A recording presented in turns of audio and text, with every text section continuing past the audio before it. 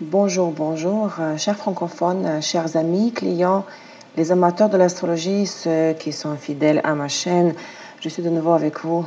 Je vous parle de Costa Rica ensoleillée. Cette fois, je suis un peu installée sous mon palmier que j'adore. De toute façon, il y a des palmiers partout, vous pouvez imaginer, mais c'est le palmier d'intérieur.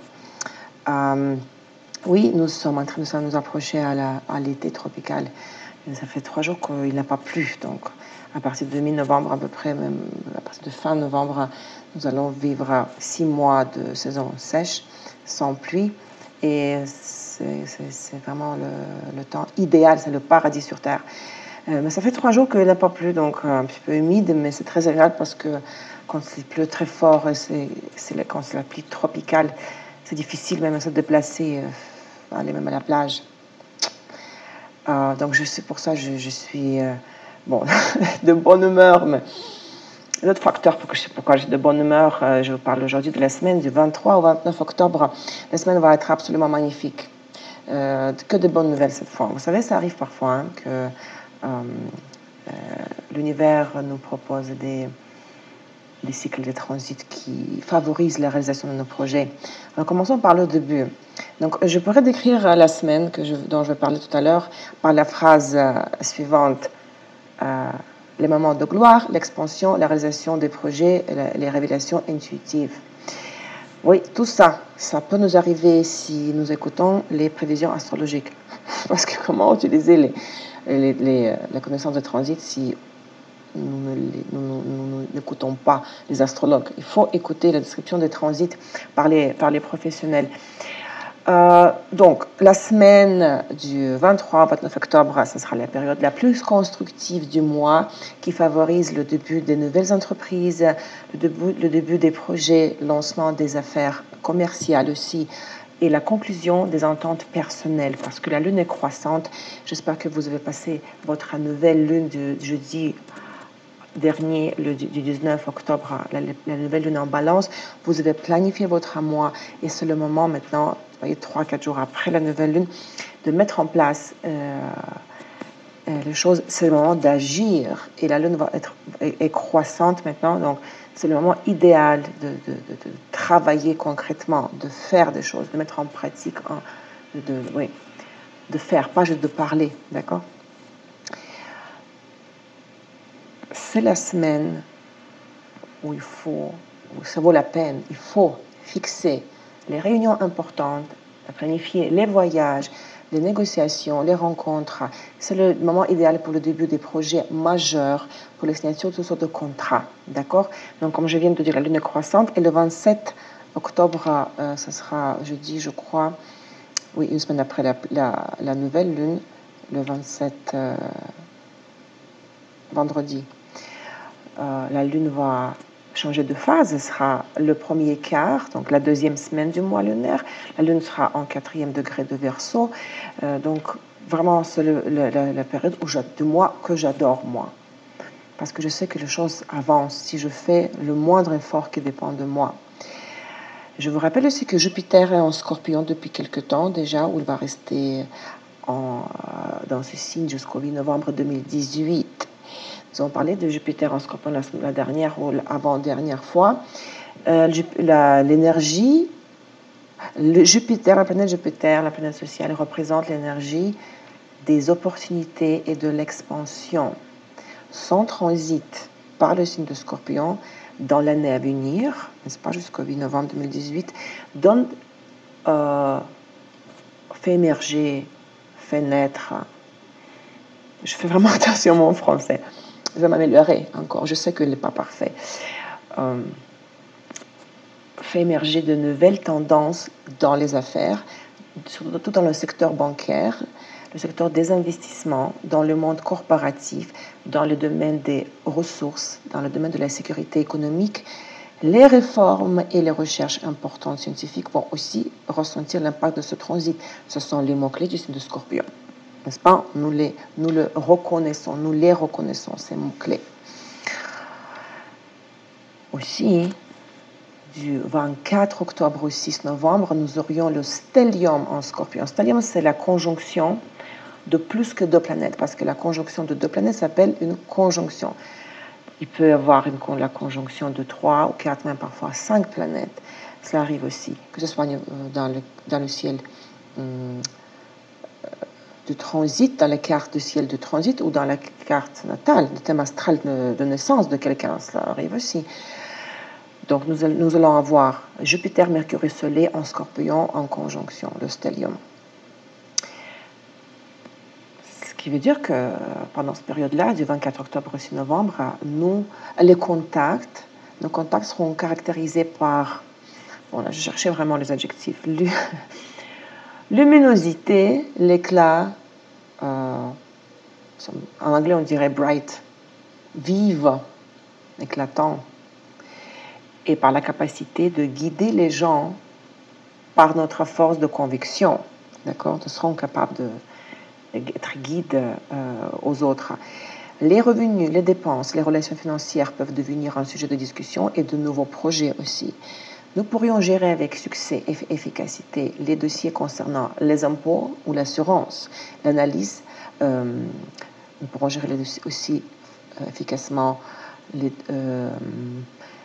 analyser efficacement les investissements, aussi tout ce qui touche la réception ou le paiement des dettes, l'héritage, la répartition des bénéfices dans les affaires et les nouvelles conditions de la coopération financière.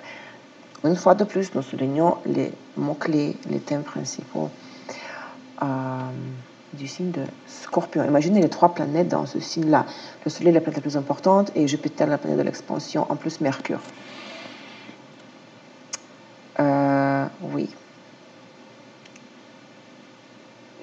J'ai perdu la phrase. Oui, c'est aussi une très bonne période pour la psychanalyse, pour recevoir ou offrir de l'aide psychologique ou parapsychologique, c'est-à-dire ce que moi je fais, je me considère comme parapsychologue, pour rechercher l'information pertinente qui ne se trouve pas à la surface, qu'il faut aller chercher, vous savez, creuser en creusant, ou pour réaliser les idées importantes dans les projets de recherche scientifique et dans les enquêtes, les projets d'enquête, investigation, d'accord, scientifique ou policier, investigation policière par exemple, les criminels du monde. Ouais. Tiens, je viens d'avoir cette idée-là. C'était pas dans le texte à la base, mais c'est un bon signe. Ça veut dire que je deviens de plus en plus spontanée. Tiens, ça se trouve que la prochaine fois je vais vous chanter un petit peu. Ouais. Donc, la semaine va... Ça, c'était une description plus comme générale, d'accord? Plus concrètement, la semaine va commencer le 23 octobre, lundi, par l'ingression, c'est-à-dire le transit du Soleil dans le signe de Scorpion. Il va rester jusqu'au 21 novembre. Joyeux anniversaire, bonne fête à tous les Scorpions qui vont fêter leur anniversaire à partir de maintenant, d'accord? Donc, le Soleil, en étant Scorpion à partir du 23 octobre, se distingue par, cette position se distingue par la vitalité et l'acuité, la sévérité et parfois même par la cruauté et l'intransigeance. Ce sont les caractéristiques du signe de Scorpion aussi, n'est-ce pas? Mais pas de mauvais ou bons signes. Chaque signe zodiaque a des facettes harmonieuses et non harmonieuses, manifestations harmonieuses, positives et négatives.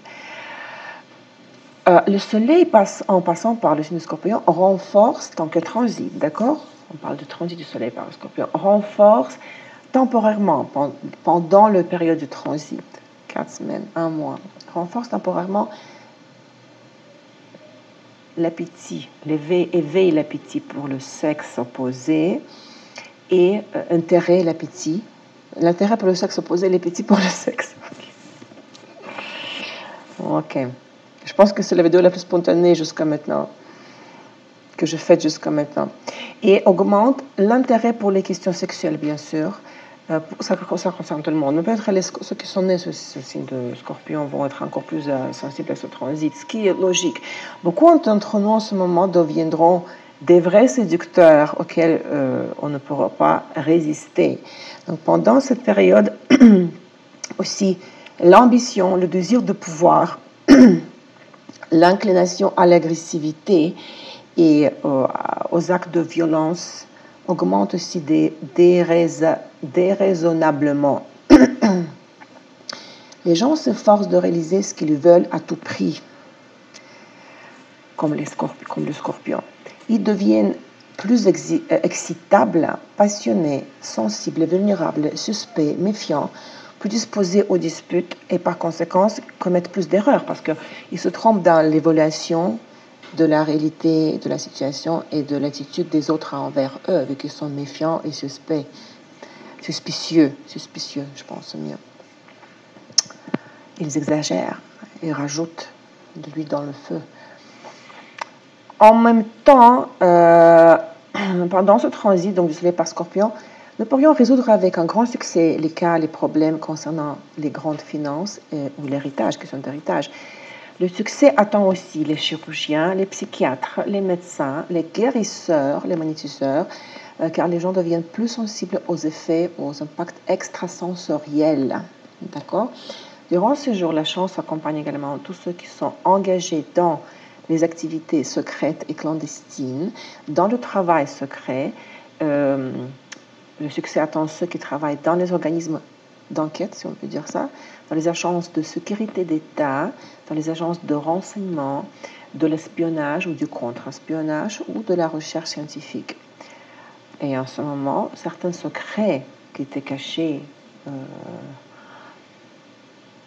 soigneusement ou qui n'étaient pas dévoilés à nous peuvent être révélés aussi. Hein. Donc c'est un moment de la relation de très grands mystères et de succès dans tout ce que je viens d'énumérer, d'accord. Les moments des énergies très intenses. Donc, mardi le 24 octobre, nous avons un aspect magnifique. Mercure en trine avec Neptune, 120 degrés l'angle. Cet aspect dans l'orbe, chaque fois dans l'orbe, pas l'ombre, l'orbe, marge, du 20 au 27 octobre, hein, le temps de l'impact, mais entre le 24 et le 17 et le 27, 24 et le 27, l'aspect sera actif comme en faisant partie du bisextile Mercure-Neptune-Pluton. C'est le bisextile, c'est le trine entre deux planètes et deux sextiles entre les deux planètes qui sont comme ça, bisextiles. Donc ces jours du 24 au 27 vont stimuler notre imagination créative, l'intuition et la perspicacité. Donc au cours de ces jours-là, de cette période-là, nous pourrions recevoir, avoir des révélations venant du monde des causes. J'ai traduit du russe. Oui, la couche de la réalité, vous savez, karmique. C'est cette couche, oui. Le monde des causes, voilà comment j'ai traduit la phrase. C'est-à-dire le monde subtil va devenir plus accessible parce qu'on considère dans l'ésotérisme que le monde réel physique est secondaire. La cause du monde de la réalité physique, c'est le monde subtil, invisible, c'est la pensée, d'accord, et l'intention. C'est notre sujet, le sujet de notre vidéo. Donc, ce sera le moment des découvertes, des révélations intuitives, je me répète, je crois, des relations médiuminiques. Ce serait bien de consulter le médium si vous voulez, hein, parce que le canal va vraiment être ouvert. Et par ces révélations médiuminiques, nous-mêmes, nous pourrions obtenir des informations importantes et en nous retrouvant au bon endroit, au bon moment. Mais si nous avons nous-mêmes des capacités, vous savez, des talents, des dons du médium, le canal va avoir à nous encore davantage. D'accord ? Tout le monde va être affecté par ce transit, mais surtout ceux qui sont à la base, qui ont cette... Qu'est-ce que c'est que ça ? Excuse-moi. Qui sont initialement, vous savez, qui sont peut-être actifs dans le domaine, qui touchent à l'ésotérisme, à la vaillance. Qu'est-ce que c'est que ça ? Je suis désolée. C'est pas vrai, ça. Beaucoup d'insectes à Costa Rica, les mouches, excusez.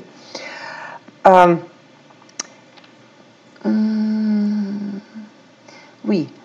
Donc, pendant ce jour-là, donc du 24 au 17, il sera plus facile de comprendre les motivations et les actions, les motivations des actions et les vrais intérêts de l'entourage. D'accord? C'est une bonne période de la planification à long terme, mais à la condition que nous ne laissons pas, nous ne laissons pas nous emporter par nos rêves. Il ne faut pas trop être dans les rêveries et dans les illusions. Dans ce cas, nous pourrions vraiment planifier à long terme et cette planification sera constructive dans le futur. Mais avant tout, bien sûr, c'est le temps d'inspiration pour les poètes, les écrivains, les musiciens, pour ceux qui travaillent avec la parole. Le trine Mercure-Neptune. Bon, le transit majeur de la semaine, c'est bien sûr la conjonction du Soleil avec Jupiter, le 26 octobre à mardi. La conjonction a lieu en Scorpion. La conjonction Soleil-Jupiter en Scorpion est dans l'orbe depuis le 18 octobre. Parce que vous vous rappelez, j'espère, que j'ai mentionné lorsque je parlais la dernière fois de la nouvelle lune, j'ai dit que le 19 octobre, jeudi dernier, la nouvelle lune, donc conjonction Soleil-Lune, formait déjà la conjonction avec Jupiter. La nouvelle lune était déjà dans l'orbe de la conjonction avec Jupiter. Parce que Jupiter, c'est la planète sociale, elle est lente, donc son orbe, la marge, elle est là, elle est quand même grande. Donc, on considère que la conjonction est en train de se former déjà une semaine avant l'aspect exact. Donc,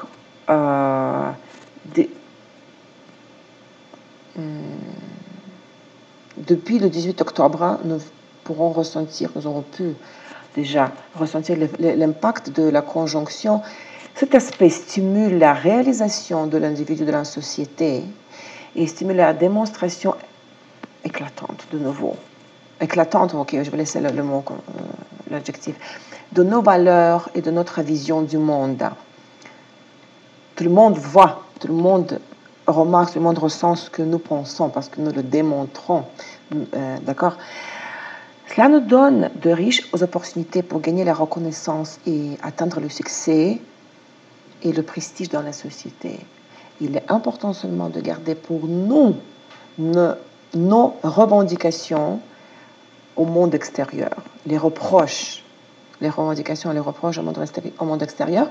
Et il faut important d'apprendre à ne pas réprimer les autres par notre autorité. C'est le symbolisme de Jupiter, bien sûr, n'est-ce pas? La planète maître du signe de Sagittaire. J'espère que vous le savez, vous vous en souvenez. Donc, du 23 au 27 octobre, surtout, d'accord, nous pourrions voir l'ouverture des opportunités dans la compréhension de l'essence cachée des problèmes qui nous préoccupent. Il sera possible d'évoluer, d'aller de l'avant, d'avancer dans notre vie en résolvant les contradictions intérieures grâce ou à travers l'acceptation des valeurs des autres. Maintenant, je vais être fidèle à mon style. Je cherche toujours à compliquer un peu les choses. Vous savez, j'ai la lune et Mars en Lion dans la maison 6. Je deviens avec l'âge un peu trop attaché aux détails et comme si le signe de Vierge, la maison 6, maison de Vierge, n'est-ce pas? Il y a 3 possibilités de travailler ce transit. Il n'est pas à 100% positif et constructif. Ça va dépendre de nous, qu'est-ce que nous faisons avec ce transit-là. Regardez. La première option constructive de développement du scénario est la suivante. Si nous sommes prêts à donner plus en termes de temps, d'énergie, de ressources matérielles et non matérielles, d'habileté acquis à nos relations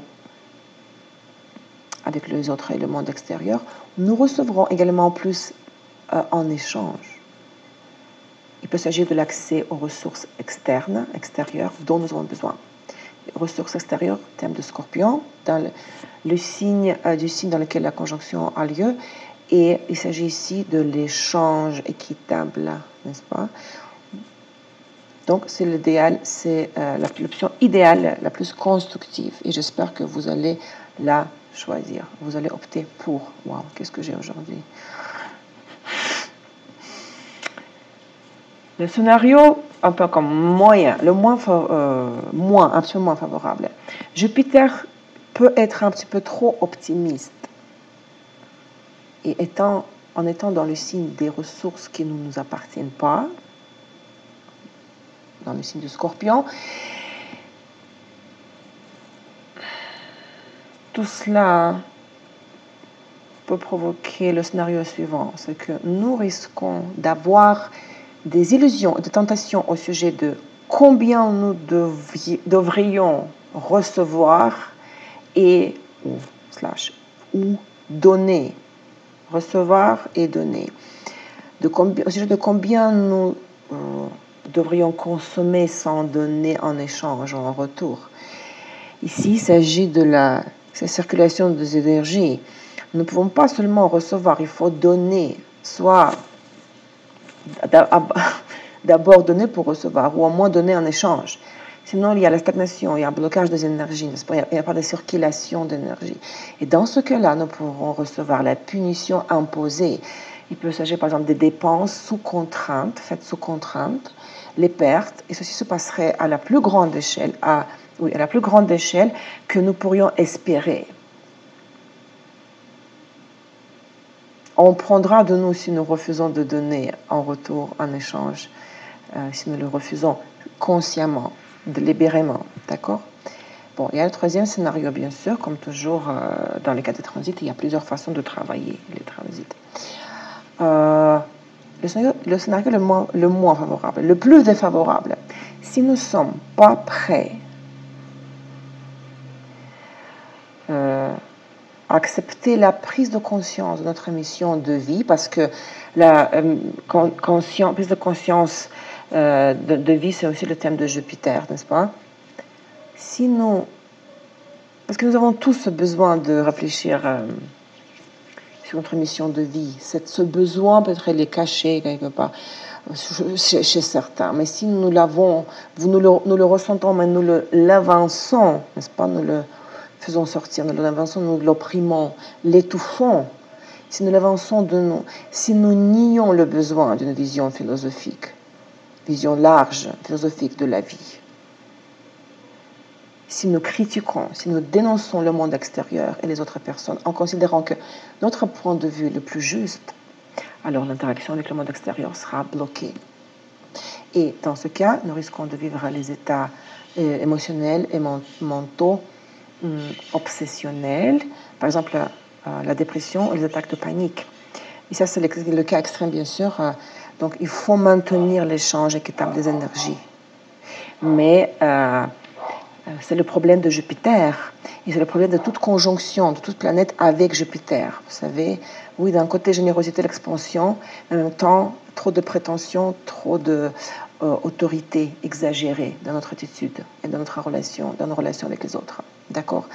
Mais de toutes les façons, donc, dans tous les cas, pendant les périodes de la conjonction Soleil-Jupiter, nous serons en mesure de définir les horizons que nous viserons dans les mois à venir, pendant les mois quand Jupiter restera en Scorpion, durant toute l'année. Et ces plans à la grande échelle seront liés sûrement aux problèmes de ressources et aux problèmes d'échange des ressources, le thème de Scorpion. Donc, quand je viens de dire tout à l'heure, j'ai dit au début, j'ai mentionné la phase de la Lune, le 27 octobre, le premier quart de la Lune. Et le 27 octobre, quel est le jour? Vendredi. Et marque le début du premier quart de la Lune, c'est-à-dire la deuxième semaine du mois lunaire, dans le 4e degré de Verseau. Et le début de cette de cette phase du mois lunaire rend nécessaire l'ajustement des plans initiaux, de sorte que les omissions dans la planification initiale que nous avons fait, j'espère, pendant la nouvelle lune du 19 octobre, ne deviennent pas une pierre d'achoppement. J'espère que je ne me suis pas trompée de la traduction dans le futur. D'accord? Par conséquent, soyez prudents et ne résistez pas a des arguments critiques raisonnables, peut-être que les autres vont partager avec vous, en vous souhaitant du bien, en ayant la bonne foi, et considérer de nouveaux faits qui font partie qui vont faire partie de la nouvelle réalité en planifiant vos démarches. Magnifique, jusqu'à maintenant. Qu'est-ce qui nous reste? Le 28 octobre, nous avons deux aspects majeurs. Un des deux est un petit peu tendu quand même, mais il est compensé par le deuxième aspect harmonieux. Notre Vénus qui est en balance, qui est dans le signe de sa gouvernance,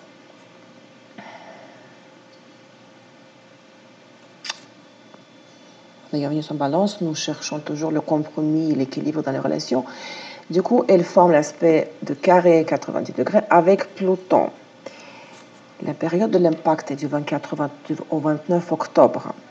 Sur les jours, surtout autour de l'aspect exact, donc, autour du 29 octobre, plus ou moins un jour, il ne faut pas prendre de décisions financières importantes, de prêter et emprunter de l'argent, car il y a un risque d'erreur de calcul pendant ce transit. Des pertes et des dommages matériels sont fort possibles, ainsi que les vols et les amendes. Certains de nous vont probablement vivre, passer par la violation des accords ou vivre la rupture des relations de partenariat sous l'influence des circonstances, des facteurs extérieurs. C'est un aspect critique pour les relations instables. Très souvent, une relation peut avoir une crise ou même une rupture lors de transit Vénus carré Uranus, Vénus carré Pluton. La jalousie peut être la cause des querelles. Pourquoi la jalousie? Parce que Pluton, c'est la planète maître du Scorpion, et Scorpion, c'est le signe le plus jaloux, n'est-ce pas? Donc, il faut toujours réfléchir à la planète, aux planètes qui forment les aspects et quels signes zodiacaux sont gouvernés par les planètes en question qui forment les aspects, et faire le lien de en utilisant cette logique astrologique. Les problèmes dans les relations peuvent être liés au pouvoir et au contrôle aussi, qui est le thème du signe de Scorpion, dont la planète maître est Pluton. Le renouveau et certains masculins, certains sacrifices sont, je vais à la plage demain, je suis fatiguée, sont nécessaires, souhaitables, nécessaires, si nous souhaitons préserver la paix dans la relation. Donc, si nous admettons le compromis, le dialogue, l'échange tranquille, normal, sans aller dans les extrêmes, dans les excès des émotions, nous pourrions garder la relation. Ce n'est pas obligatoire. Le signe de rupture, c'est potentiellement le fond, les aspects de fond qui peuvent provoquer la rupture. Si la relation est fragile déjà. Dans ce transit aussi, nous pourrons pourront commencer une nouvelle relation amoureuse, romantique ou sexuelle, mais cette relation qui commencera pendant le transit carré Vénus-Pluton va dans le futur être traversée comme un volcan qui est éveillé, qui est en éveil constant.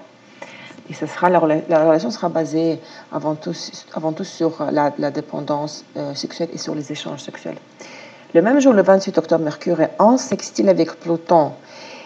Et bon, l'aspect actif du 23 octobre, du 23 au 31, et il agit presque simultanément avec le conflit, l'aspect conflictuel carré Vénus-Pluton. Et sextile Mercure-Pluton aide à résoudre les problèmes des relations passionnelles, vous savez, et intenses, à la condition que nous réfléchissons et acceptons les arguments raisonnables. Donc, en ce moment-là, ça tombe pour samedi, je crois, n'est-ce pas? Le 28, oui, samedi. Il est nécessaire de ne pas prendre décision, permettre la décision provoquée par les émotions, par les états émotionnels. Mais il faut se laisser guider par les arguments et la raison. Et ce sera utile à la fois pour les affaires et pour les finances, vu que Vénus symbolise l'argent aussi, et pour les relations personnelles, bien sûr. L'énergie de l'aspect sextile Mercure-Pluton permet de trouver les réponses aux questions complexes et de faire des percées significatives dans les situations où la concentration mentale est requise. Nous pourrions avoir des opportunités aussi de la réalisation de nos idées dans la réalité. Nos idées peuvent devenir la réalité. Parce que cet aspect est très constructif, il est très intense. Peut-être le trine Mercure, Pluton plus intense, mais lors du sextile, un petit effort est exigé de nous. Les choses ne se font pas tout seules, sans notre participation. Donc voilà, un tout petit bémol, vous savez, pour la fin de la semaine, carré Vénus-Pluton, mais les autres aspects sont absolument magnifiques. Il faut en profiter. Je vous souhaite à tous une très bonne chance et d'être vraiment sage, perspicace, raisonnable. Utiliser correctement le transit conjonction Soleil-Pluton. Conjonction, il faut que j'aille à la plage. Conjonction Soleil-Jupiter. Merci pour votre fidélité. Il y a presque 3000 visionnages pour la version française. Ça me fait très plaisir. Et bien sûr, ça me donne la motivation de continuer. Et je vais commencer à faire d'autres vidéos, pas seulement les vidéos des horoscopes hebdomadaires. Donc restez connectés, prenez soin de vous et je vous parle très bientôt la semaine prochaine. Au revoir, et comme on dit en Costa Rica, pura vida. Hasta luego.